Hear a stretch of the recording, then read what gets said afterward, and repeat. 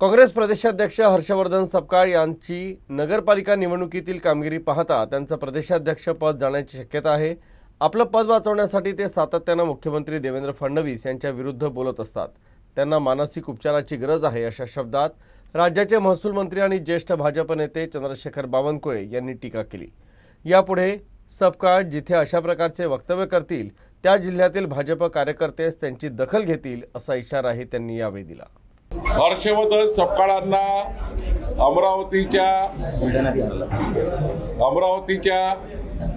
आणि नागपूरच्या दोनही मनोरुग्णालयात ॲडमिट करण्याची वेळ आलेली आहे।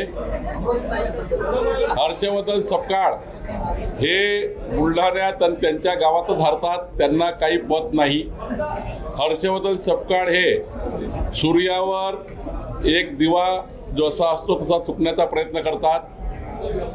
नगरपालिकेच्या निवडणुकीमध्ये हर्षवर्धन सपकाळची काँग्रेस हे सिंगल डिजिटवर आली, अत्यंत किंचित होत चालली।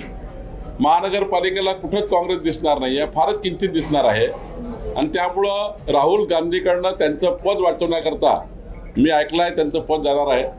नगराध्यक्ष निवडणुकीला त्यांचा काही परफॉर्मन्स चांगला नाही आणि त्यामुळं त्यांचं पद जाणार असं मला कळलं। राहुल गांधीकडनं त्यांचं पद वाचवण्याकरता ते देवेंद्रजीवर टीका टिप्पणी करून ते व्हिडिओ ते राहुल गांधीला पाठवतात, तर राहुल गांधी तेवढी शाबासकी देतात म्हणून ते असे बोलतात।